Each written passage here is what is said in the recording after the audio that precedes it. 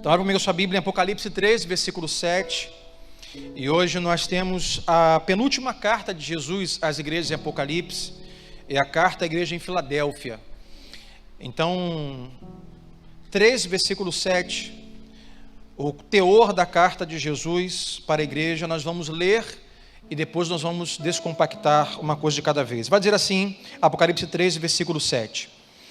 Ao anjo da igreja em Filadélfia escreva: estas são as palavras daquele que é santo e verdadeiro, que tem a chave de Davi. O que ele abre, ninguém pode fechar, e o que ele fecha, ninguém pode abrir. Conheça as suas obras.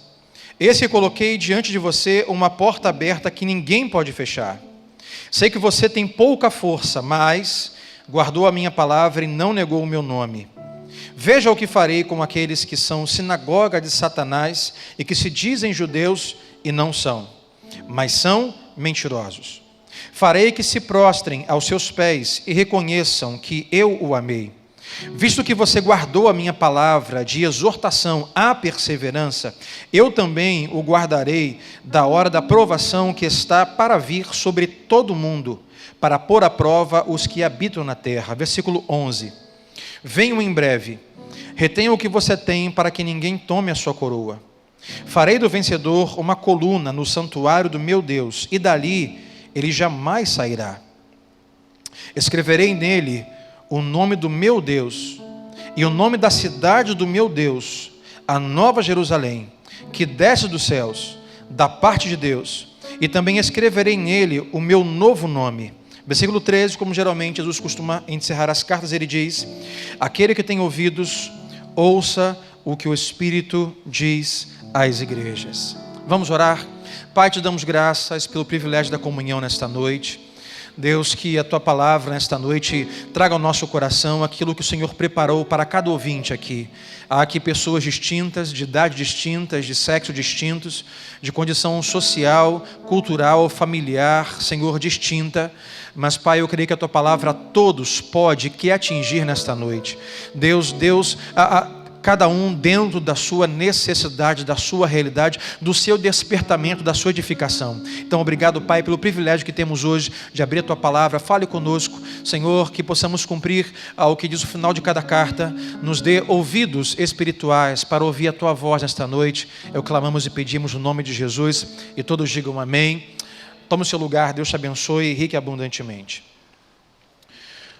O tema para nós nesta noite, sempre tentamos tirar uma característica de cada igreja e assim, de alguma forma, rotular para o melhor entendimento. E hoje, o nosso tema, está no telão, é fiéis em Filadélfia. Fiéis por quê? Porque não desistiram. E você vai entender isso quando nós descompactarmos toda a carta.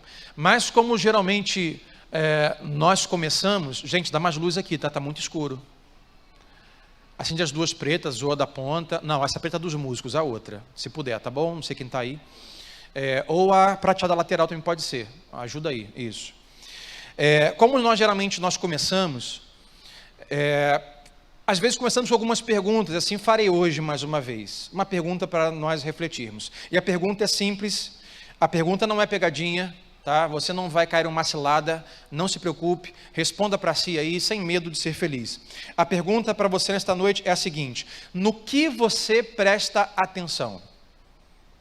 Há pelo menos uma ou mais coisas que você presta atenção. Vou te dar alguns exemplos. No que você presta atenção? Será que você presta atenção no mercado de ações? Na queda do dólar? Na economia? Você é aquela pessoa que está atenta ao mercado econômico? Será que você é aquela pessoa que presta atenção numa equipe esportiva? No Flamengo, jogou agora há pouco, não sei quando foi o resultado. Você presta atenção no futebol, no basquete, no vôlei, no surf, né, que é a categoria brasileira, dominando o surf mundial. Então você é aquela pessoa que presta atenção nos filmes em lançamento. Sabe o que vai acontecer? Que filme será lançado semana que vem, ano que vem, 2022, está aguardando algum lançamento de um filme? Você é alguém antenado nos cinemas, na Netflix. Você é alguém que presta atenção, por exemplo, nos jogos do Campeonato Brasileiro, está atento. No que você presta atenção? E na verdade, uma forma de nós descobrirmos o que você dá e presta atenção é, por exemplo, se nós olharmos os aplicativos instalados no seu smartphone.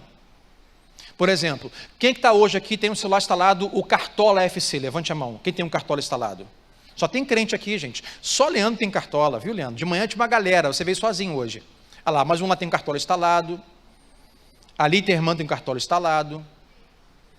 A minha esposa me perguntou assim, o que é isso, gente? Isso quer dizer que ela não presta atenção nesse tipo de coisa. Cartola é um aplicativo em relação aos campeonatos nacionais de futebol, que tem pontuações e tudo mais. Então, se você tem um Cartola instalado, já diz que você está atento, por exemplo, ao campeonato nacional de futebol. Você presta atenção nisso. Quantos aqui tem aplicativos, por exemplo, de filme como Netflix instalados e usam no seu celular, smartphone? Levante a mão. Não é pecado não, gente, fica com medo não, tá?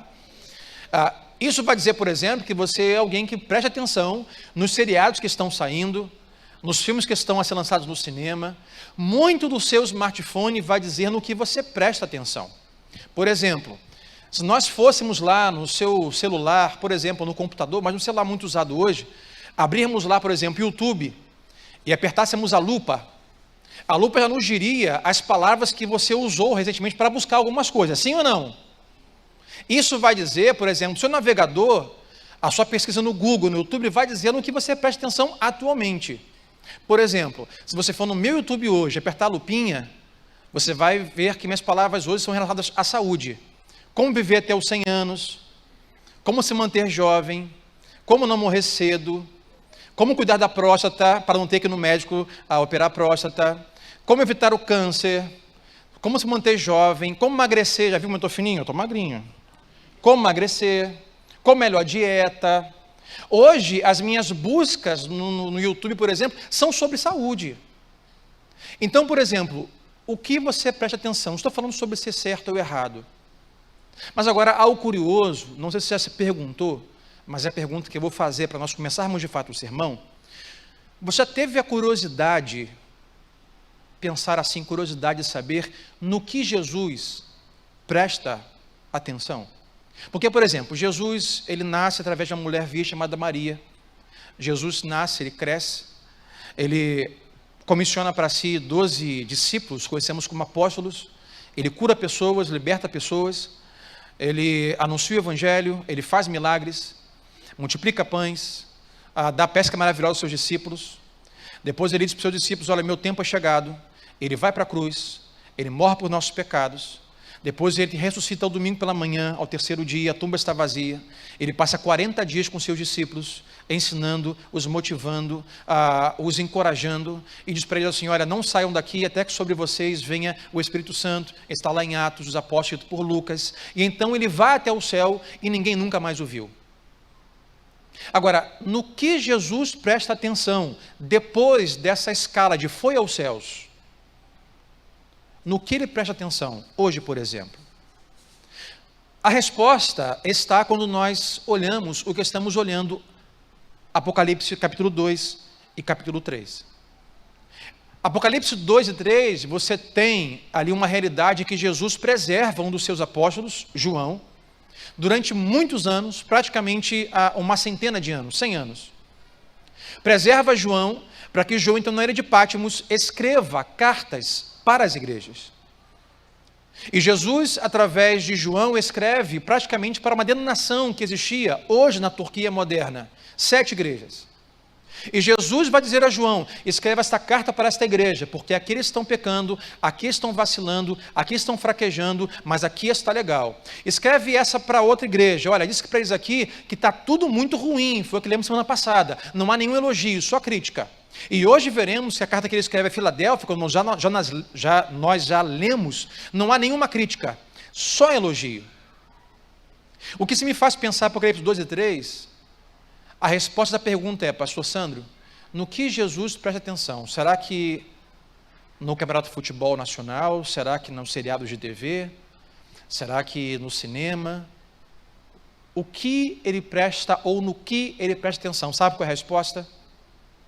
Jesus presta atenção na igreja. Jesus está atento ao que está acontecendo na igreja. Na sua igreja como um todo e na igreja local. Porque ele escreve cartas às igrejas locais, a pastores locais, a membros locais, a presbíteros locais, a irmãos de fé nossos, já passados, mortos, locais. Então, se você puder agora, com amor e graça para o seu vizinho, diga assim para ele: Jesus presta atenção na sua igreja. Diga isso para ele: Jesus presta atenção na sua igreja. Jesus está atento ao que acontece na igreja. Aí vem uma segunda pergunta. Se Jesus presta atenção em sua igreja, a pergunta que eu faço você refletir é: você tem prestado atenção ao que está acontecendo na igreja? E mais uma vez digo isso de uma forma, igreja, de forma global, toda a igreja de Cristo pelo mundo espalhada, mas também digo de uma forma local, como as 7 igrejas na Turquia moderna de hoje. Você presta atenção no que está acontecendo nessa igreja? Você sabe quem são os pastores? Sabe quem são os líderes? Sabe quais são os ministérios? Você sabe o que estamos enfrentando? Você sabe como orar por esta igreja? Você sabe onde estão as necessidades desta igreja? Você se preocupa em conhecer e prestar atenção nas necessidades desta igreja? E por último, você considera ou tem considerado cuidadosamente o seu lugar no corpo de Cristo nessa igreja? Porque Jesus está atento ao que acontece na igreja. E o convite que temos diante disso é também prestarmos atenção na igreja, que Ele presta atenção. Você, quando lê as cartas do Apocalipse, você percebe que Jesus sabe o que está acontecendo. Olha, tem um grupo aqui que está assim, tem um grupo assim que está assado, tem esse pessoal aqui que é falso profeta, tem esse aqui que está levantando heresia, tem esse aqui que está se corrompendo. Jesus está atento aos mínimos detalhes do que está acontecendo na igreja. E para essa igreja em Filadélfia, Jesus especificamente não tem nada de ruim a dizer, apenas coisas boas. Então, feito você pensar e refletir o quanto você tem prestado atenção nesta igreja, e meu convite é: preste mais atenção. Considere o seu lugar no corpo de Cristo. Veja as necessidades, ore pela igreja, pergunte pela igreja, se informe sobre a igreja. Então vamos compactar o texto da carta de Jesus à igreja em Filadélfia. Versículo 7, começa o teor da carta. Mas antes eu quero compartilhar com você o que eu julgo ser muito importante antes de nós começarmos a decolar nesta carta. Porque alguma coisa nos intriga, ou pelo menos me intriga. Eu sou muito curioso, eu gosto de investigar, gosto de pesquisar, minha esposa sabe disso.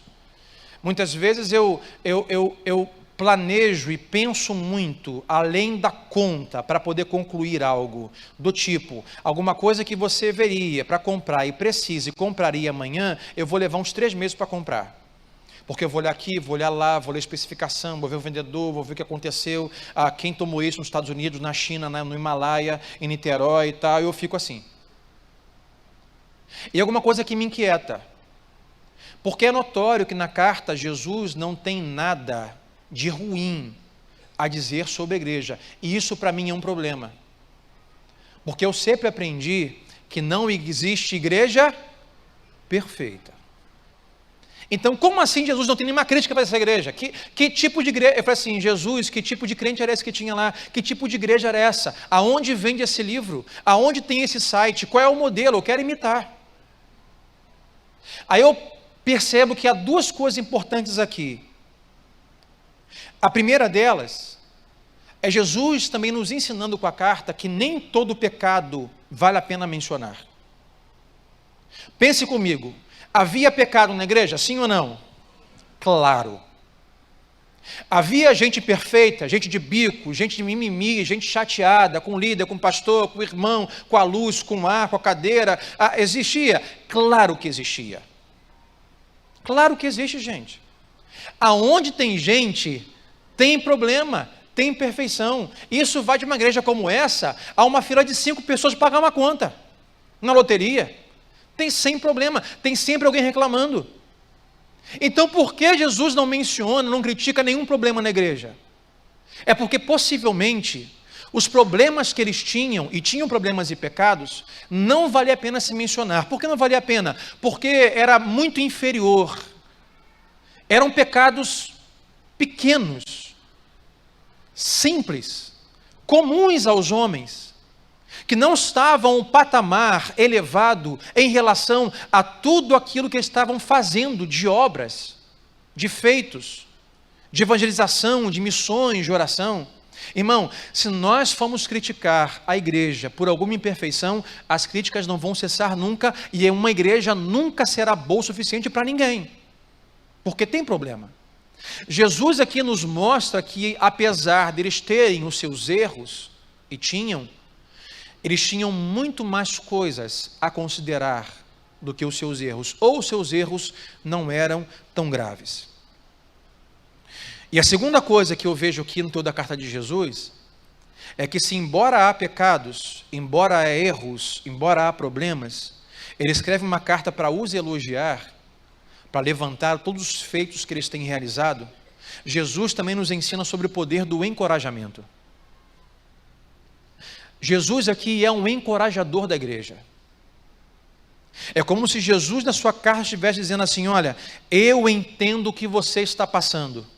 Eu sei que você é imperfeito, eu sei que você erra às vezes, eu sei que é difícil a caminhada, mas olha, eu tenho visto as suas obras, eu tenho orgulho de você. Porque você tem resistido, tem sido fiel, tem se esforçado, tem lutado contra aquilo que tenta parar você, que tenta impedir você, que tenta parar de fluir a igreja. O encorajamento é muito importante. E talvez por esse encorajamento do Senhor, a igreja de Filadélfia, eu vou chegar lá depois, na parte histórica, a igreja de Filadélfia ficou aberta e funcional por 1.200 anos. É muito tempo uma igreja. Eu não conheço uma igreja aberta nesse tempo, não conheço, nunca ouvi falar. Conheço igrejas históricas, centenárias, 100 anos, 130 anos, 150 anos, agora 1.200 anos, eu nunca ouvi falar. A força do encorajamento. Então vai para nós, pais, mães, líderes, responsáveis, patrões, empregados, líderes. Aqueles que estão sob o seu cuidado, sob a sua direção, eles sempre vão ter falhas. Agora, se nós gastarmos todo o tempo elevando as pequenas falhas e não tocando nas virtudes, nós vamos desencorajar as pessoas. Então nós temos que pegar as pequenas falhas, na hora certa falar sobre elas, nós temos que todo o tempo procurar encorajar as pessoas pelos seus feitos. E é isso que Jesus fazia com a igreja. Jesus encoraja a igreja. Dito isso, porque não é a igreja perfeita, vamos ao versículo 7 e vamos descompactar 5 coisas nesta noite. A primeira delas vai dizer assim: ao anjo da igreja em Filadélfia escreva. Então, lembrando a você que toda igreja tem um líder natural, um líder comum, um pastor, mas toda igreja tem um líder espiritual, o que ele chama de anjo, alguém em região celestial que está guardando, olhando, cuidando, protegendo a igreja. A ele escreva o quê? Versículo 7. Essas são as palavras, e ele começa: daquele que é santo e verdadeiro e que tem a chave de Davi. A primeira coisa que a carta para a igreja em Filadélfia, para nós esta noite, nos diz, a primeira de todas elas, é quem é Jesus. E aqui ele diz o seguinte: eu sou o rei, eu sou soberano, eu sou poderoso. A palavra que ele vai usar é: eu tenho a chave de Davi nas mãos. Quando você olha a Bíblia, a ideia de Davi na Bíblia é o maior rei que já existiu em Israel. Aquele que venceu Golias, o maior guerreiro, o reinado mais poderoso, aquele que mais conquistou. Você olha para Davi na Bíblia, a ideia de Davi é reinado, reino, domínio e senhorio. É isso que Jesus está dizendo para a igreja. E observe a importância de que Jesus dá no início da carta. Antes de falar sobre a igreja, ele sempre fala sobre ele. Na carta passada, eu sou aquele que tem os pés reluzentes como de latão polido, eu sou aquele, a importância que Jesus dá sempre de lembrar a igreja quem ele é. Lembrar a igreja de quem essa igreja é. Ele diz, eu sou o rei e eu sou o Senhor. E isso é muito importante não sair da nossa memória enquanto nós nos reunimos. O Paulo aqui cantava. Sabe por quê? A imagem do mundo sobre Jesus é muito diferente da imagem bíblica sobre Jesus. Se você hoje pegasse, segundo esse mundo, segundo a cultura, e você fosse seguir hoje o Instagram de Jesus, segundo a cultura, e você olhasse o feed de Jesus no Instagram dele, sabe o que teria? Uma foto de Jesus paz e amor, outra foto de Jesus crucificado, uma foto de Jesus comendo com pecadores, uma foto de Jesus no Getsemane sofrendo, uma foto de Jesus sendo carregado para o túmulo, sabe, uma foto de Jesus ali com os discípulos no barco, pescando alguma coisa, no meio da fogueira. A ideia que a cultura tem de Jesus hoje é a ideia de Jesus como mais uma Madre Teresa de Calcutá, mais um Gandhi, mais um Martin Luther King Jr., mais um Cafu, mais um Bebeto, mais um Romário. É mais um cara bom, que ajuda as pessoas, que tem instituições, tudo de criança. Jesus era 10. A verdade é que a cultura vai nos dar uma imagem de Jesus muito reduzida, porque isso tudo é verdade. Tudo isso foi o que ele foi para morrer em nosso lugar, viver a nossa vida, sofrer essa dor. Mas, quando você olha a Bíblia, meu amigo, se você for olhar o feed do Instagram de Jesus, segundo a palavra de Deus, sabe quais são as fotos lá postadas? Jesus assentado à destra do Pai, Jesus soberano, coroado, governando sobre todas as nações. O Jesus que Paulo já cantou aqui é bíblico, que diz que todo povo, língua, tribo, nação estará diante dele, prostrado diante dele. Um Jesus que diz que os anjos não cessam, mas cantam santo, santo, santo, santo é o Senhor, e a terra está cheia da sua glória. O Senhor que virá julgar as nações sobre as nuvens do céu com poder e muita glória, e todo olho verá, e toda língua confessará, e todo joelho se dobrará e confessará que Ele é o Senhor e Rei. É isso que a Bíblia diz sobre Jesus. Por isso Jesus faz questão de todo início de carta dizer, olha quem eu sou.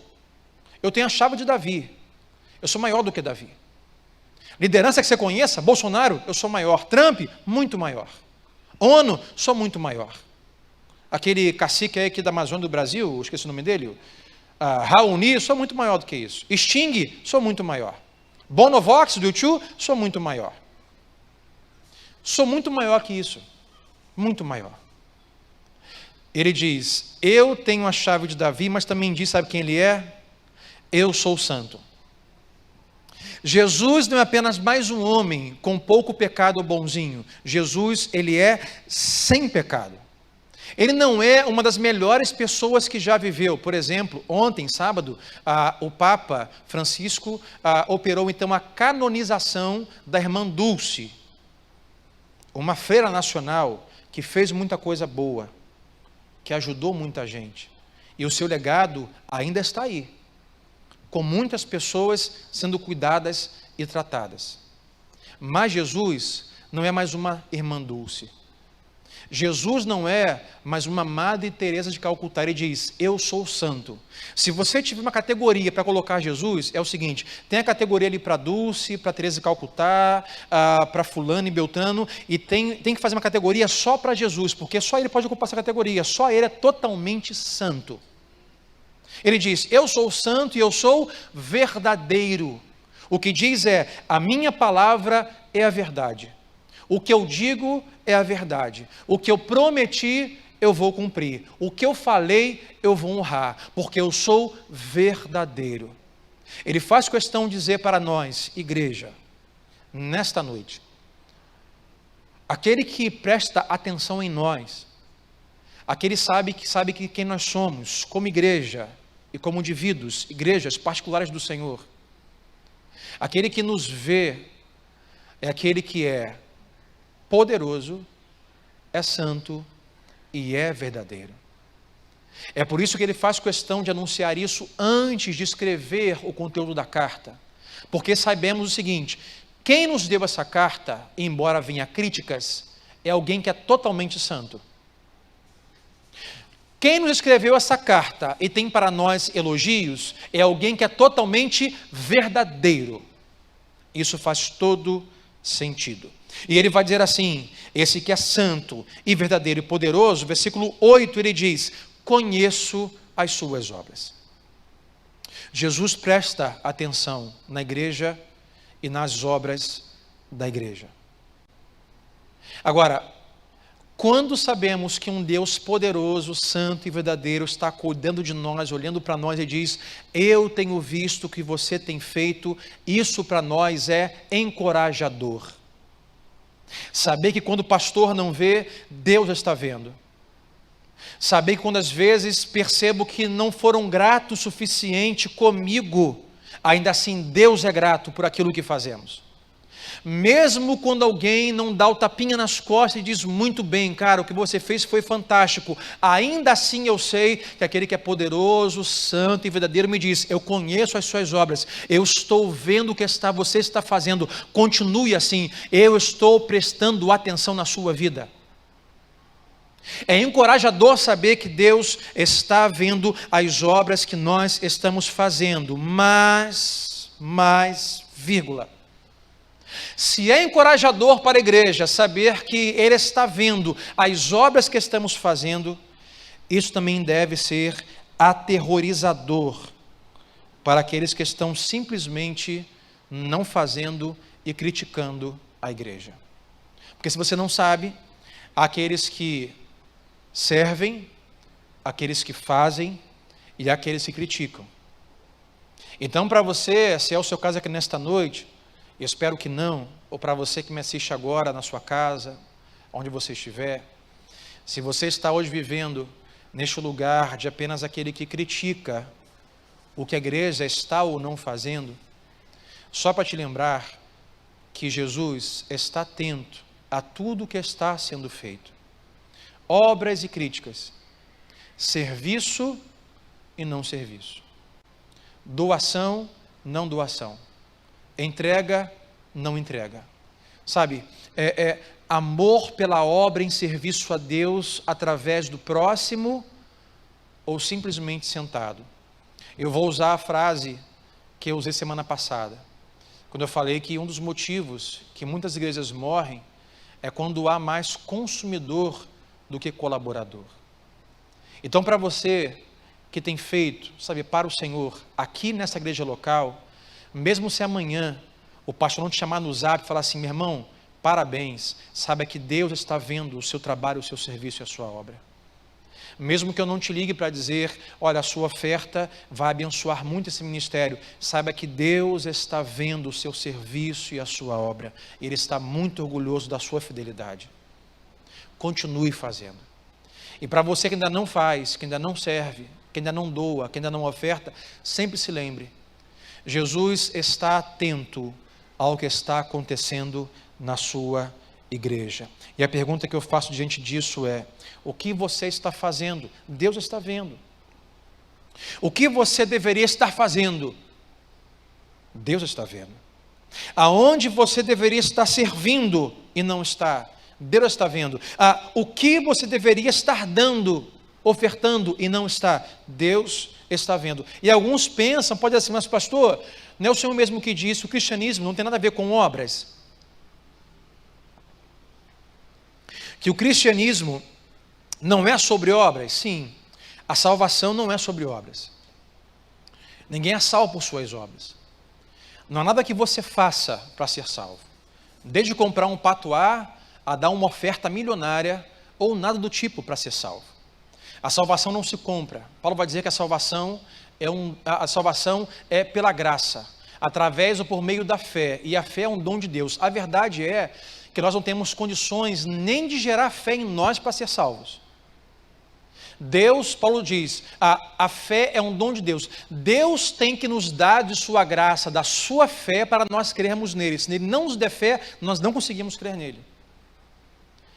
Mas se a salvação não é por obras, a salvação e a vida cristã é por meio da obra de Jesus. A obra perfeita de Jesus na cruz nos trouxe a salvação. E Jesus, que fez a grande obra perfeita na cruz, Ele nos convida a praticarmos as obras. Paulo vai dizer em sua carta aos Filipenses que Jesus Cristo nos elegeu antes da fundação do mundo, para que nós fizéssemos as obras que Ele de antemão preparou para que nós realizássemos.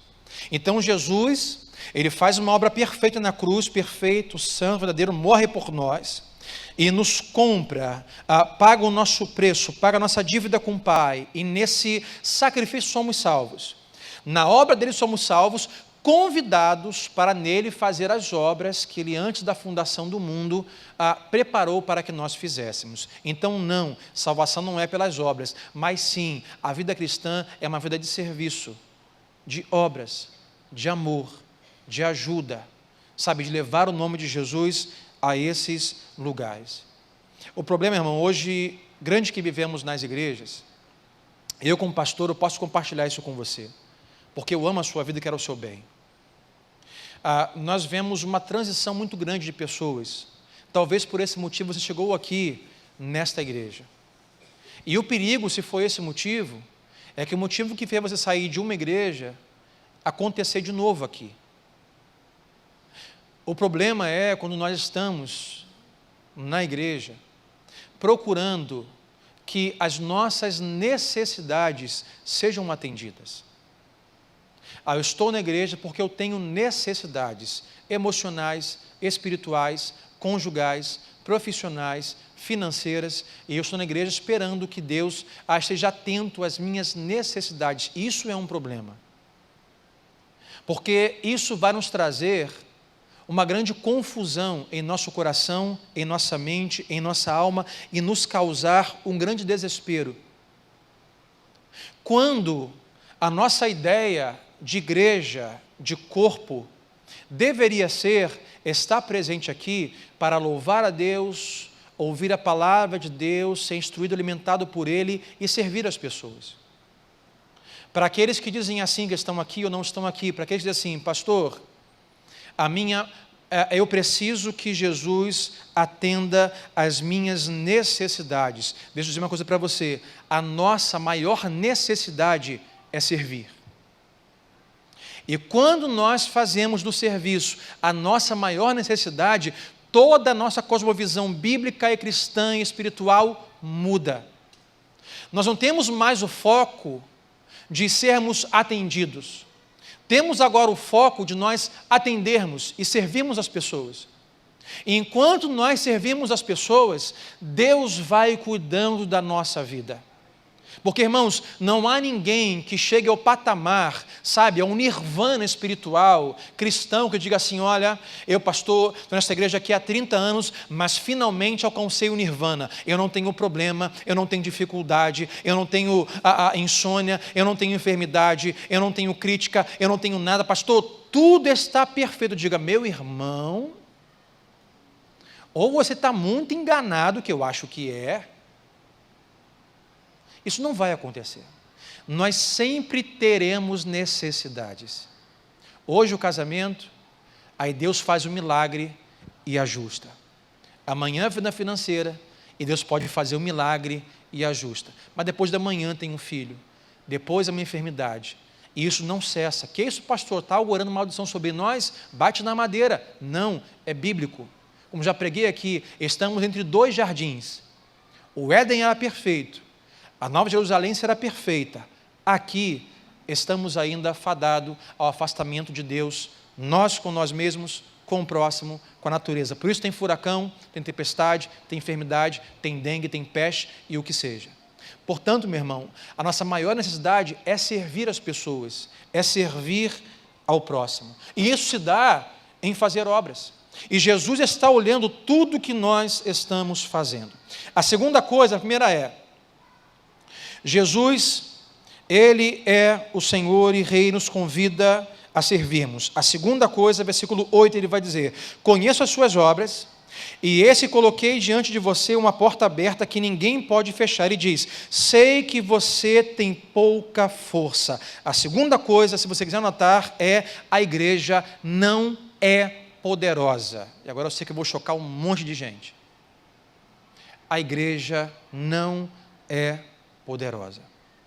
Eu sei que existe esse desejo e esse mito de fazer a igreja cristã protestante ser poderosa. Nós gostaríamos de termos um poder político na nação, um poder econômico na nação. Nós gostaríamos de ter o nosso presidente, o nosso prefeito, o nosso vereador. Nós gostaríamos de dizer como a cultura deve se comportar. Gostaríamos de ter poder. Saiba de uma coisa, muitas pessoas tentaram isso ao longo da história e nunca funcionou. Nunca funcionou. A igreja não foi feita para obter o poder do mundo. E Jesus diz: eu sei que vocês não têm nenhuma força. Deixa eu compartilhar uma coisa com você, porque eu já passei algumas vezes, passo por isso. Quando eu leio jornais, quando eu vejo os noticiários da manhã, da tarde, criança que morre de bala perdida. Eu não falo sobre um doido com uma granada no bolso, isso eu nem considero. Mas criança, bala perdida, família sofrendo, assaltos, sequestros e tantas coisas. Aí você olha para o jornal. Eu algumas vezes já tento em oração e oro e tento ajudar, mas algumas vezes já me senti impotente. Como quem diz assim: parece que nada está melhorando. Você já se sentiu impotente de uma situação? Levante a mão comigo. Já se sentiu impotente? Você está lá orando por aquela enfermidade, parece que ninguém é curado. Você ora por aquele casamento, parece que ninguém se ajusta. Você olha para a sua família e é nítido. A sua família que não está em Cristo está correndo ladeira abaixo para o inferno, está indo para o inferno. Aí nós sentimos impotentes. Mas não é para você pensar do tipo: a oração não tem mais efeito, a igreja não tem mais poder, o clamor não tem efeito, não preciso mais orar, não tenho mais que evangelizar. Não pense isso. O que Cristo quer dizer aqui quando abre a carta dizendo: sabe quem eu sou? Eu tenho a chave de Davi nas minhas mãos, eu sou o poderoso, eu sou o Senhor, eu sou o soberano, eu sou o santo, eu sou o verdadeiro. Ele diz assim: e vejo e sei que vocês são fracos. É para dizer o seguinte: vocês sem mim não são nada. Vocês são fracos. O poder não é de vocês, o poder é meu. O poder de uma igreja não é ter empresários que dê uma boa oferta para a igreja. O poder de uma igreja não é ter no meio delas vereadores e prefeitos e deputados e presidentes. O poder de uma igreja está no poder que há no nome de Jesus Cristo. É Ele quem sustenta a igreja, é Ele quem mantém a igreja, é Ele quem avança a igreja. Passam homens, passam autoridades, passam empresários, passa dinheiro, passa tudo e diz: a minha palavra jamais passará. Eu tenho o poder. Por muitos anos, a igreja tentou obter poder político e econômico. Está lá o Vaticano, que não me deixa mentir. Isso não funciona. Isso não funciona. Quando você se sentir fraco, Deus, me sinto impotente, me sinto fraco. Deus, fui a um culto, fui a 2, fui a oração. Deus, me sinto fraco. Ouça nesta noite a voz de Deus. Então abre o seu ouvido, a voz do Espírito Santo que diz: olha, é na sua fraqueza que eu sou forte, você é fraco, eu sou forte. O poder não está na sua oração, o poder está naquele qual você está orando, o poder está no meu nome, no meu nome. Não é se você ora muito ou pouco, não é se você ora de joelho ou em pé, não é se você ora de olhos abertos ou fechados, é a quem você ora. Jesus Cristo, o poder está no nome dEle. Eu vejo que vocês são fracos, mas guardaram a minha palavra e não negaram o meu nome. A terceira coisa, versículo 9. Vejam o que farei com aqueles que são sinagoga de Satanás e que se dizem judeus e não são, mas são mentirosos. Farei que se prostrem aos seus pés e reconheçam que eu amei vocês. A terceira coisa que ele diz: primeiro, eu sou o Senhor e Rei. Segundo, vocês são fracos, o poder está em mim. Terceiro, a igreja está cercada por falsos cristãos e por outras falsas igrejas. Jesus disse assim para eles: eu sei que no meio de vocês há falsos judeus, ou seja, falsos devotos, falsos cristãos. E Jesus chama uma denominação, um grupo inteiro de pessoas de sinagoga de Satanás. Irmão, quando eu li isso aqui, eu falei: meu Deus, se eu postar esse versículo no meu Twitter, eu vou ser trucidado, vou ser arremetido aos meus tempos de infância. Quem já participou, não levante a mão, porque pode ser que alguém se choque, mas lembra aquela época de malhar o Judas? Lembra, Rodrigo? Já malhou o Judas? Eu já malhei o Judas, boneco no poste e paulada nele. Não sabia nem o que era aquilo, nem por que era aquilo, nem conhecia Judas. Mas Jesus aqui, ele não é politicamente correto. Jesus aqui me parece nada tolerante.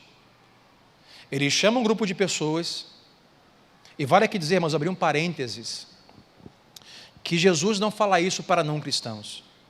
Então, muito cuidado com as suas críticas a não cristãos. Jesus escreve à igreja. Jesus critica as pessoas que requerem para si o título de cristão. Não, eu sou cristão. Esse é o problema aqui nas cartas. Não é que é seu parente que não conhece Jesus, de o conhecer, de realmente experimentá-lo, viver nele com ele. Não é aquele seu vizinho que não é cristão. Mas Jesus está falando de pessoas que estão na igreja, que frequentam as reuniões, que lideram igrejas, que abrem igrejas. Ele vai dizer, no meio de vocês e fora de vocês, há pessoas que não são cristãs e há igrejas que não são igrejas cristãs. Irmãos, isso não é nada tolerante. Eu parei para pensar que o cristianismo, ele é um pouco ofensivo, ou ele é ofensivo. Ah, pastor, Jesus foi ofensivo. O cristianismo é ofensivo. Porque o cristianismo nos remete à ideia de João Batista. E olha que esse homem foi ofensivo. Arrependei-vos. O evangelho de Jesus é dizer assim, olha, você está errado. Você está perdido. Lemos aqui Isaías 6, quarta-feira. Isaías, quando viu o Senhor, disse, ai de mim, porque estou perdido.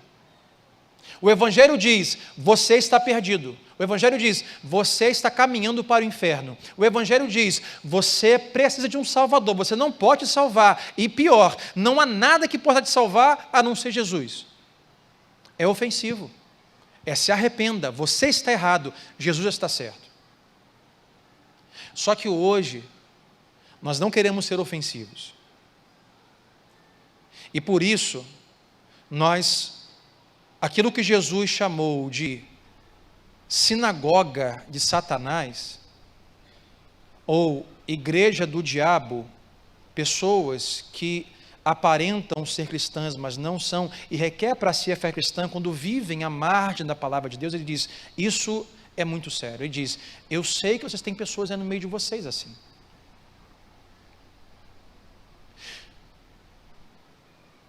Porque, se você fala assim, essa igreja é do diabo. Não estou dizendo que devemos falar sobre isso, mas Jesus diz que há igrejas que não são dele. E a palavra diabo, Satanás em si, já é algo que afasta alguém. Você frequentaria uma igreja assim? Igreja dos últimos dias de Satanás. Eu não iria num culto desse. Afasta. O que acontece, irmãos, é que vivemos uma época hoje, eu preguei sobre isso semana passada, sobre tolerância, retrasada. Acesse lá o podcast, YouTube. Mas o que acontece é que aquilo que Jesus chama de sinagoga de Satanás, nós chamamos hoje de igreja alternativa. Aquilo que Jesus chamou de pecado, nós chamamos de vida cristã alternativa. Isso é um problema. Eu quero comunicar, quem sabe, quem está aqui nesta noite, que está novo na fé, novo na igreja, ou em casa me assistindo. Não se deixe levar por esse Jesus maneiro da estátua, com o coração aqui e um joia. O evangelho é sobre arrependimento, sobre mudança de vida. É sobre mudança de mente, de conduta. Sabe, não se esqueça que há falsos cristãos. nós chamamos de lobos, e falsas igrejas. E Jesus está atento às suas igrejas. A igreja em Filadélfia, ele vai dizer assim, olha, veja o que farei com esses que estão no meio de vocês, que são sinagoga de Satanás, aqueles que estão ao seu redor, que dizem ser judeus, mas são mentirosos. E termina dizendo o seguinte: farei com que se prostrem aos seus pés e reconheçam que eu amei vocês. Ainda hoje há uma corrida de nós orarmos a Deus, dizermos: Deus, me ajude a viver a fé cristã de forma simples, mas verdadeira, a cumprir e obedecer a Tua palavra. Me ajude a amar as pessoas, mas me ajude a dizer a verdade em amor e proclamar: arrependa-se. Jesus morreu por você e quer salvar a sua vida. A quarta coisa que lemos aqui, Jesus vai dizer, versículo 8, sei que você tem pouca força, mas guardou a minha palavra e não negou o meu nome. A quarta coisa é, a igreja está sempre sob pressão para negar Jesus e a Bíblia. Havia uma pressão na época e ainda hoje existe as igrejas, não só essa, a todas as igrejas de Cristo, para nós negarmos a palavra e negarmos o nome de Jesus. Meu irmão, há uma corrida hoje, chamamos de igreja saudável, igreja de sucesso, que o risco que se corre é nós não mais pregarmos a Bíblia e não mais falarmos sobre Jesus. Você pode hoje ir a algumas reuniões de algumas igrejas e você passar lá dias, semanas e não ouvir sobre a Bíblia, arrependimento e pecado e nem sobre o nome Jesus. E isso é um problema. Jesus, um dos elogios é, mesmo sendo fracos, mesmo perseguidos, o elogio que eu tenho a vocês é que vocês guardaram a minha palavra e vocês não negaram o meu nome. Jesus manda uma carta para dizer: você não negou meu nome, você ainda está falando sobre mim. Não importa se os outros não estão falando sobre mim, mas falam sobre prosperidade, sobre vitória, sobre riqueza, sobre saúde, sobre gatilhos emocionais, sobre gatilhos financeiros, não importa. O elogio que eu tenho é: você ainda está falando sobre mim. Irmão, como me alegra saber que as pessoas, ainda há igrejas, além dessa, que ainda estão falando sobre Jesus.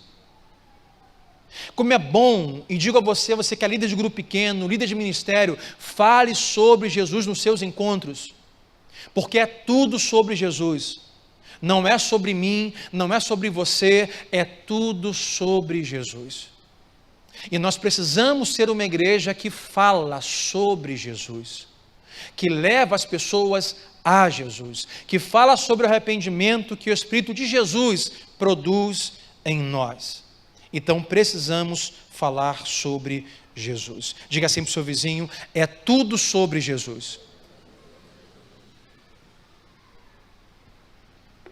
A quinta coisa que a carta diz,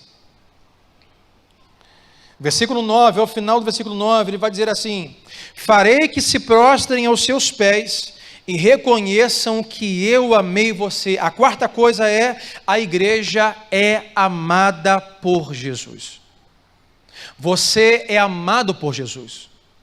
As igrejas locais, as congregações são amadas por Jesus. Você crê nisso? Levante a mão comigo. Você crê nisso? Você percebe isso? Meu irmão, se não fosse o amor de Jesus para com a sua igreja, inclusive esta igreja, nós não mais estaríamos aqui. Sabe por que a igreja do Senhor e a igreja local continua? Sabe por que a igreja continua? Não é porque somos poderosos. Não é porque podemos eleger vereadores, prefeitos e presidentes. Nós não estamos aqui porque tem sido fácil ser igreja. Porque a igreja tem benefícios. Não é. Só estamos aqui porque Jesus, esse que é poderoso, nos ama. Ele cuida de nós. Ele nos mantém. Mesmo quando nos sentimos fracos e impotentes, Jesus nos mantém. É Jesus quem mantém a sua igreja. E um pastor como eu, outros que temos e pastores, precisam ter esta certeza. Porque há pastores que estão apostando as suas moedas em muitas coisas para a igreja ser mantida. Mas quem mantém a igreja é Jesus. Quem mantém o povo unido é Jesus. Quem mantém a porta aberta é Jesus. A vida não é fácil. Sim, os críticos existem. Sim, Satanás está em guerra contra nós. Mas há uma certeza: no final vai ficar tudo bem. Porque Jesus, o poderoso Rei, nos ama. Ele cuida de nós. E Ele nos preserva e cumpre sobre nós a sua grande bondade. Ele ama a igreja. Diga sempre para o seu irmão: Jesus ama a igreja. Agora, irmãos, precisamos falar e passar. Se Jesus ama a igreja, a pergunta que eu faria é: você tem amado, você ama a igreja? Sabe, porque hoje vemos uma cultura que diz assim: tudo sobre Jesus, amamos Jesus, mas não vemos nenhuma necessidade na igreja.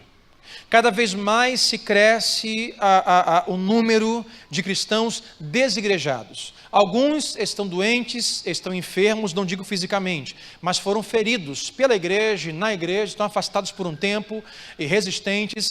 Mas tem uns que há uma teologia, uma convicção de que não precisamos mais de igreja instituída. É Jesus, é Ele quem salva e basta. Isso é um problema. Por que é o problema? Porque se Jesus ama a igreja, e nós dizemos que amamos Jesus, como não poderíamos amar o que Ele ama? É a mesma coisa que um pai dizer assim: olha, eu amo família, mas odeio os meus filhos. Não tem lógica, critério zero, não faz nenhum sentido. Quem ama família, precisa amar a esposa, os filhos. Por isso, irmãos, o convite sempre que temos de Deus é amá-lo e amar o que Ele ama. O que Ele ama, a igreja. Apocalipse está repleto de textos que florescem, que saltam nossos olhos, que diz: eu estou atento, eu amo, eu escrevo, eu cuido, eu disciplino, eu encorajo, eu conserto, eu dou conselhos. A quem? A igreja. Jesus ama a igreja, nos convida a amar o que Ele ama, então ame a igreja. Agora diga para o seu irmão assim, diga para ele: ame a igreja do Senhor. Meu irmão, ame essa igreja. Enquanto você estiver aqui, temos defeitos. Se você tiver o que acrescentar, não poste nas redes sociais, me procure. Diga: pastor, aconteceu isso. Pastor, uma falha aqui. Pastor, acontece isso. Mas seu coração vai ser: pastor, como eu posso ajudar a mudar isso? Como eu posso ajudar a consertar isso? Porque Jesus ama a igreja e eu quero amar o que Ele ama. Jesus ama vidas, mas Jesus ama a igreja. E a igreja é feita por vidas. Então ame as pessoas e ame a igreja. A sexta coisa, versículo 8, ele vai dizer: conheço as suas obras, eis que coloquei diante de você uma porta aberta que ninguém pode fechar. A sexta coisa é que a igreja é uma porta de oportunidade na cultura. Toda vez que uma igreja é aberta, é uma porta de oportunidade para a igreja, que é o reino, e para os pecadores. Aqui ele vai dizer do versículo 10 ao 12, sobre o reino dos céus, sobre a nova Jerusalém que descerá até nós. Olha o versículo 10. Visto que você guardou minha palavra de exortação à perseverança, eu também guardarei na hora da provação que está para vir sobre todo o mundo, para pôr à prova os que habitam na terra. Ou seja, Jesus diz: vai haver um tempo de provação que vai vir sobre todo o mundo. É um tempo de provação, de terror. Aí versículo 11 vai dizer: venho em breve, retenha o que você tem, para que ninguém tome a sua coroa. Versículo 12: farei do vencedor uma coluna no santuário do meu Deus, e dali ele jamais sairá. Escreverei nele o nome do meu Deus, e o nome da cidade do meu Deus, a nova Jerusalém. Jesus diz: há uma Jerusalém nova, há uma terra nova, há um lugar novo, o que o dia foi um Éden, eu trarei de volta. Ele vai dizer que descerá do céu da parte de Deus, e também escreverei nele o meu novo nome. A Jesus diz, eu abri a vocês uma porta que ninguém pode fechar. Jesus está dizendo para Filadélfia, vocês igreja, vocês são uma porta aberta na cultura. Vocês em meu nome é uma porta de dois sentidos. A igreja do Senhor é uma porta que traz as pessoas, os pecadores que não conhecem a Cristo, para que passem por essa porta, segundo Apocalipse, é bem estreita, passem por esta porta e conheçam a Jesus e possam herdar a Nova Jerusalém, que está vindo sobre nós. Mas também uma igreja como a porta, não é só um grupo de pessoas que leva pessoas a Cristo, os convida ao arrependimento, mas também uma porta, o qual aqueles que já fazem parte do reino podem sair e fazer missões e evangelizar e ganhar vidas para Cristo. Toda igreja instituída por Deus é uma porta de Deus na cultura. Portas abertas. Mas a verdade é que Jesus vai dizer assim, coloquei diante de você uma porta que ninguém pode fechar. Então entendemos aqui, irmãos, é que a porta que Deus abre, ninguém fecha. A porta que Deus fecha, ninguém abre. A igreja que Cristo abre, só Ele fecha. E a igreja que Ele fecha, ninguém abre. O diabo não pode acabar com uma igreja. O diabo não pode fechar uma igreja. Mas Jesus pode. Ele pode abrir e Ele pode fechar uma porta. E infelizmente de muitas igrejas, Jesus tem fechado as portas. Mas por quê, pastor? Porque deixaram de cumprir o papel da porta aberta. Pararam de falar de Jesus, pararam de ensinar a Bíblia, pararam de anunciar o evangelho do arrependimento do pecado, pararam de chamar as pessoas ao convite da graça e do arrependimento, ou seja, pararam de ser igreja. Então Jesus vem e diz, a porta que eu abro ninguém fecha, mas a porta que eu fecho ninguém abre. Algumas vezes por conta de pecados pastorais, infidelidades pastorais, infidelidade de membros infiéis. Jesus diz, eu não posso permitir que você implante outras igrejas, eu não posso permitir que você dissemine isso, eu preciso fechar você. Isso é muito duro como pastor precisar falar e ter que ouvir. É por isso que nós temos que ter a noção do que nós fazemos aqui, quem nós somos. Nós somos uma porta aberta. Filadélfia era uma porta aberta. Então deixa eu ir à historicidade de Filadélfia. Tem duas fotos aí. Pode colocar para mim, por favor, as duas fotos. Se você for hoje na Turquia moderna e for a Filadélfia, é só o que tem. Só o que tem. É isso aí. Uma pequena cidade de algumas ruínas. Uma pequena cidade onde não existe mais muita coisa lá, apenas algumas ruínas. Por que motivo? Por conta dos grandes tremores de terras e devastações. A história e a arqueologia diz que a própria igreja em Filadélfia precisou ser reformada e reconstruída várias vezes, por causa de terremotos. Sabe o que eles faziam? Eles não desistiam, eles reconstruíam a igreja de novo. Sabe quanto tempo durou isso? 1200 anos.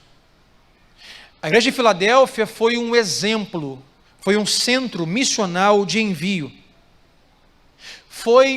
A história praticamente confirma que a igreja de Filadélfia foi a igreja que fundou as primeiras igrejas na Índia.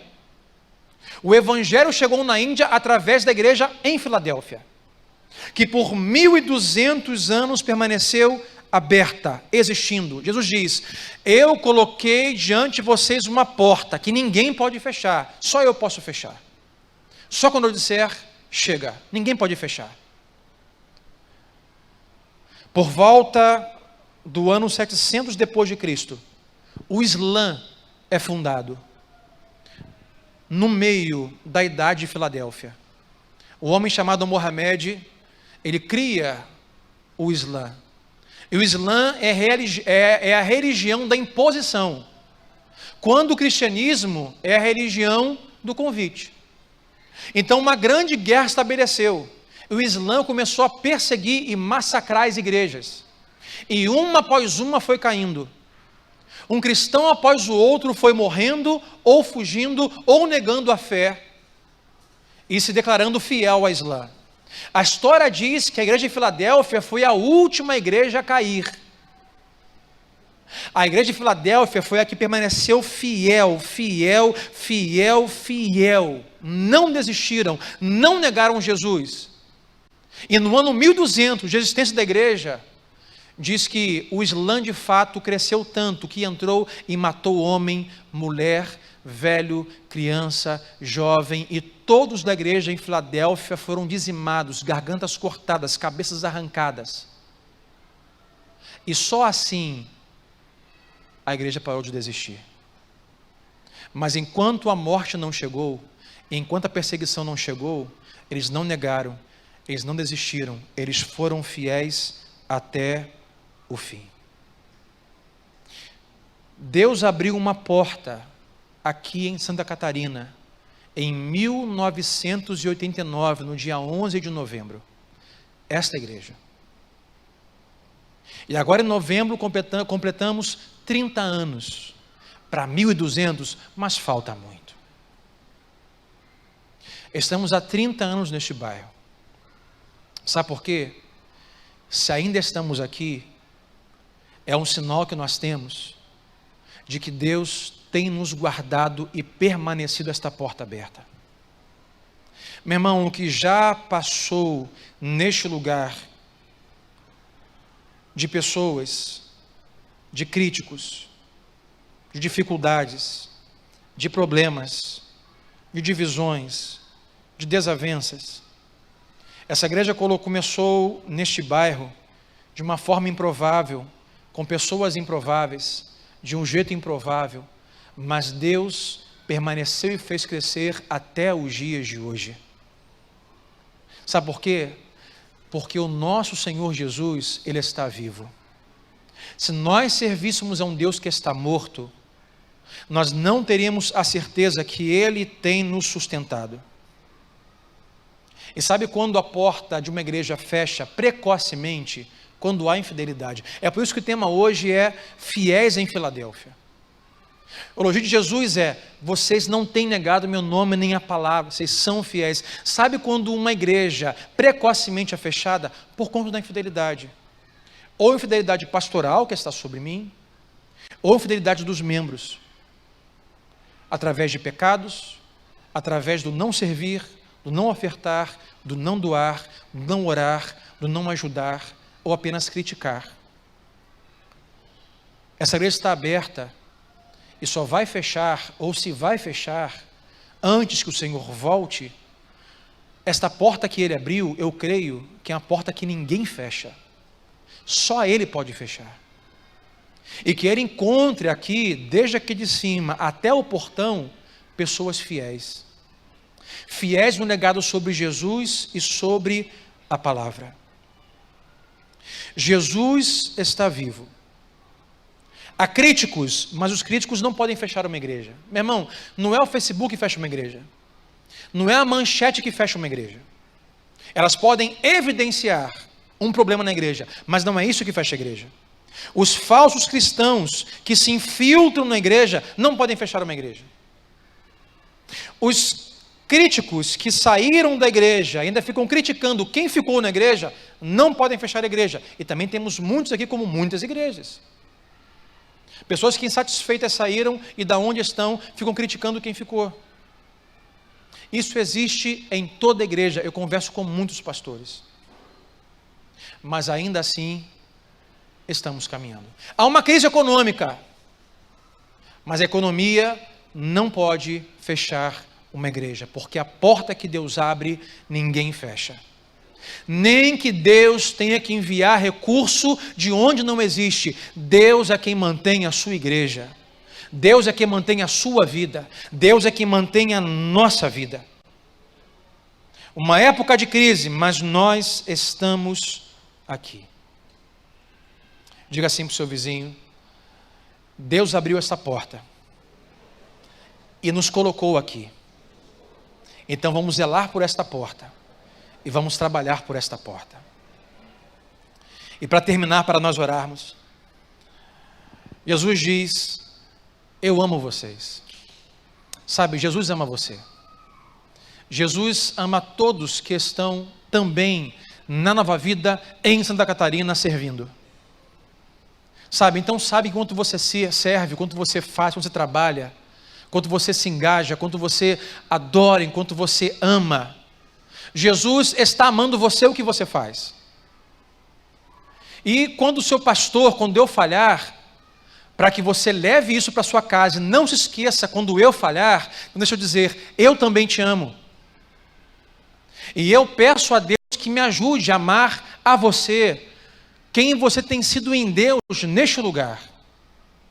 Podemos ter, e temos críticos, temos pessoas que são apenas consumidores, temos, e se é você, em nome de Jesus, mude. Mas nós temos aqui muitos colaboradores, nós temos muitos obreiros, temos muitas pessoas colaborando e participando, pessoas que Deus enviou para cá, pessoas que Deus tem abençoado para ajudar a manter esta porta aberta. Mas não nos basta apenas manter a luz acesa, nós temos que levar pessoas por esta porta ao reino dos céus. Nós temos que sair por esta porta, ir evangelizar e falar de Jesus e não negar a palavra nem o nome de Jesus.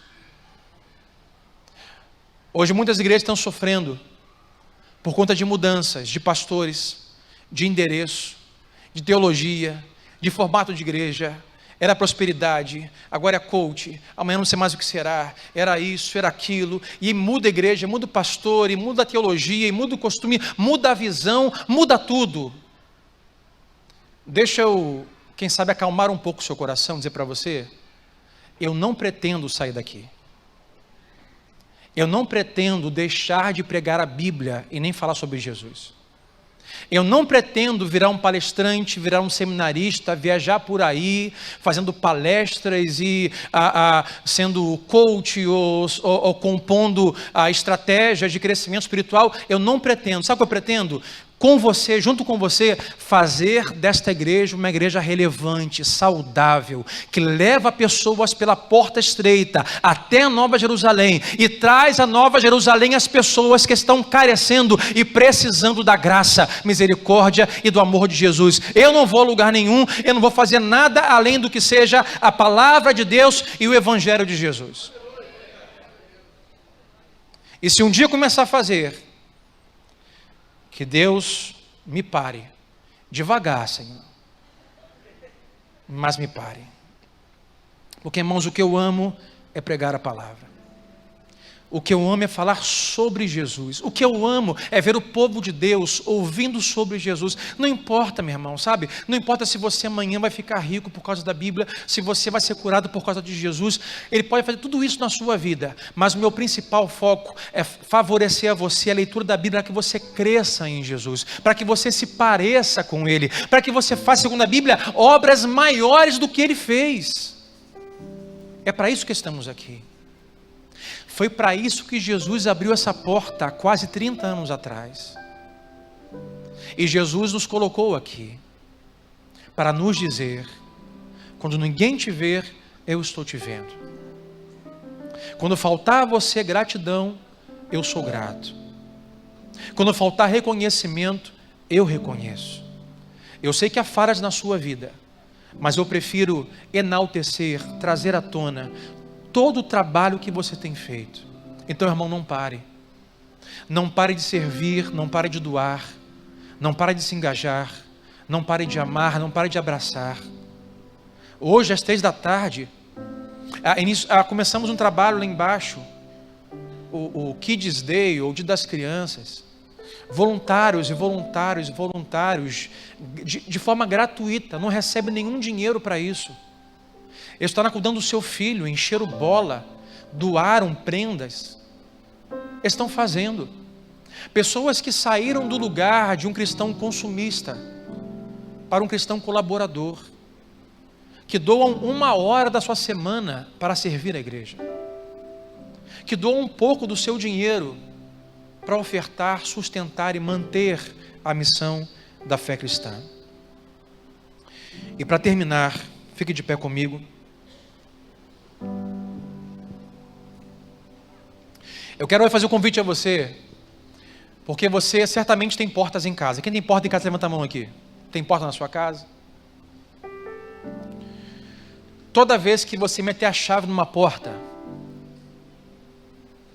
mete a chave na porta, e quando você olhar essa porta, se lembre que toda a igreja de Jesus é uma porta, não só essa.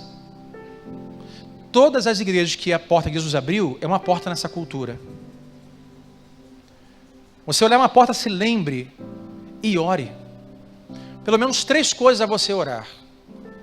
A primeira delas é: Senhor, obrigado por esta porta aberta. Deus, obrigado pela porta da Nova Vida SC aberta.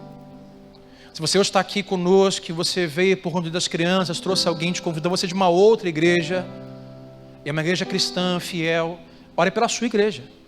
Diga: Deus, obrigado por esta porta aberta. Agradeça a Deus pela porta aberta, enquanto a porta está aberta. A segunda coisa é: Senhor, mantenha esta porta aberta, porque vão chegar os críticos, vão chegar os rebeldes, vão sair as pessoas que não tiveram as suas necessidades atendidas. Deus, mantenha essa porta aberta, porque somos fracos, mas o Senhor é poderoso. A terceira coisa a orar é: Deus, o que eu posso fazer para manter esta porta aberta? Como eu posso ajudar a liderança a manter esta porta aberta? Será que eu tenho que começar a fazer alguma coisa e servir? Será que eu tenho que começar e passar a doar e dizimar e ofertar? Será que eu tenho que começar simplesmente primeiro passo é orar pela minha igreja? Será que eu posso fazer mais? Será que eu posso ajudar mais, dar mais a mão? Toda vez que você olhar para a sua porta e botar a chave e virar maçaneta, se lembre de orar pela sua igreja. Então hoje, irmão, eu quero convidar você, dá a mão que está do seu lado. Se você que está aqui, você não é cristão, você veio, você nos visita, a gente vai conhecer você. Sabe, saiba que Jesus ama a igreja, e a igreja é feita por pessoas. E o desejo de Jesus é fazer você parte deste corpo, desta igreja. Se você hoje está aqui e não é cristão, você me assiste agora ao vivo, ou quem sabe daqui a 10 anos no YouTube, porque o YouTube é para sempre. Sabe que Jesus ama o seu povo, a sua família, Ele ama. Sabe o que Jesus vai dizer em Efésios 5:25? Maridos, ame a sua esposa, assim como Cristo amou a quem? A sua igreja, e se entregou por ela. Para a gente, marido, isso aí, irmão, é muito complicado. Amar a esposa como Cristo ama a igreja, Ele ama muito a igreja. Ama tanto que Ele morreu por ela. Jesus morreu pela sua família. Ele morreu por você. Ele morreu por mim. Morreu para que nós fôssemos feitos uma família, um povo regenerado, salvo, santificado, justificado, não pelas nossas obras, mas com Ele realizar as grandes obras que Ele tem para fazer através de nós. Quando se sentir fraco, quando se sentir impotente, como igreja, como cristão, saiba que a sua força está em Deus. Creia e faça como esses irmãos nossos em Filadélfia. Seja fiel, não negue a palavra, não negue o nome de Jesus. Vamos orar. Pai, nesta noite eu oro, Senhor, por aqueles que estão aqui nesta noite, ou nos assistem nesta noite, na sua casa, onde estiverem. Deus, como é difícil ser de fato igreja. Deus, como é difícil manter uma igreja. Como é difícil, Pai, conviver com pessoas da igreja. Como é difícil, Pai, fazer a Tua obra. Nós temos demandas, nós temos críticos, nós temos tristezas, nós temos, ó Deus, feridas. Mas, Pai, nesta noite eu peço que aonde há ferida no coração de algum irmão, a irmã minha nesta noite, ó Deus, que o Senhor venha tratar as feridas. Pessoas que não estão servindo, que não estão doando, que não estão, ó Deus, ofertando, que não estão assim entregando, Senhor, em obras para o Teu reino, que não estão, Senhor, trazendo pessoas pela porta, estão saindo pela porta, porque estão feridos, machucados por uma igreja, Deus, que sai por esta igreja, estão feridos, ó Pai, nesta noite, cura as feridas. Deus, que receba nessa noite a palavra que diz: olha, eu te amo, eu presto atenção em você, eu sei quem você é, eu vejo o que você fez, eu vejo o que fizeram a você, eu quero cuidar de você, eu quero curar você, eu quero tratar de você. Deus, hoje trata conosco, Deus, limpa-nos, Deus, sara-nos, ó Deus, para que possamos cumprir aquilo que o Senhor colocou em nossas mãos, para que possamos, ó Deus, fazer o bom uso da porta que o Senhor abriu. Eu oro, Pai, por aqueles que estão, Senhor, apenas no estágio de consumidores, constantemente frequentam aqui ou outra igreja, Senhor, sem ainda o entendimento, quem sabe por medo de se entregar hoje, ó Pai, dá fé ao coração, dá coragem, que eles pela fé, ó Deus, possam, como diz o final da carta, aqueles que têm ouvidos, ouçam o que o Espírito Santo diz a quem? A igreja. Deus, abre os nossos ouvidos, o Espírito Santo dá-nos ouvidos para ouvir o convite que o Senhor nos faz todos os dias. Eu te chamei, eu te comprei por um alto preço, para que você vá em meu nome. Você é fraco, mas eu sou forte. Levanta hoje aqui, ó Deus, pessoas que ainda estão, ó Deus, sem servir, sem amar, sem se voluntariar. Deus, levanta neste lugar um povo que ama este lugar. Deus, eu te louvo. Deus, seria ingrato se eu hoje não te louvasse por pessoas que estão aqui nesta noite, Deus, me ouvindo, ou pessoas que estão lá embaixo servindo, por cada diácono, cada obreiro, cada líder, cada pastor, cada voluntário, ó Deus, que semana após semana tem saído de casa, Deus, sol, chuva, para servir a crianças, a jovens, adolescentes, homens, mulheres, o teu povo. Deus, eu louvo a ti por cada voluntário desta igreja, eu louvo a ti por cada um que fielmente tem doado o seu tempo, o seu dinheiro por esta igreja, por esta porta aberta. Deus, mas levanta mais pessoas, Deus, levanta mais homens e mulheres. Deus, aquece o nosso coração nesta noite, mesmo, ó Deus, quando não se sentirem percebidos, o Senhor está vendo. Então aquele que tem ouvido, ouça o que o Espírito está convidando e dizendo nesta noite. E Pai, obrigado por esta porta aberta, obrigado, Pai, já vamos há 30 anos de existência. Senhor, está muito longe de 1200 anos, está muito longe de um centenário, mas Deus, muito obrigado. Obrigado por aqueles que já passaram por aqui e o Senhor já os recolheu para si, ou estão hoje em outra comunidade de fé, mas passaram por aqui e doaram, e trabalharam, se voluntariaram. Deus, muito obrigado por cada pessoa que o Senhor levantou neste lugar, porque é o Senhor quem traz, é o Senhor quem leva, é o Senhor quem faz. Nós somos fracos, mas o Senhor é poderoso. Obrigado, Deus, por esta porta aberta. Obrigado pela tua fidelidade a nós. É o que nós oramos. E nos ajude, Deus, a nos lembrarmos desta porta aberta, da porta aberta que está na nossa rua, aquela igreja, aquele povo, aquele pastor que está lá sentido sozinho, Deus, com poucas pessoas. Nos ajude a orar por eles. Deus, por cada porta aberta que o Senhor levantou neste mundo, nós oramos em nome de Jesus. E todos digam amém e amém. Olá, obrigado por assistir ao canal da Nova Vida SC no YouTube. Se você gostou dessa mensagem, clique no botão de inscrição aqui na sua tela e assim você não vai perder nenhum conteúdo desse ministério. E também nos siga nas redes sociais. Mais uma vez, obrigado e Deus abençoe.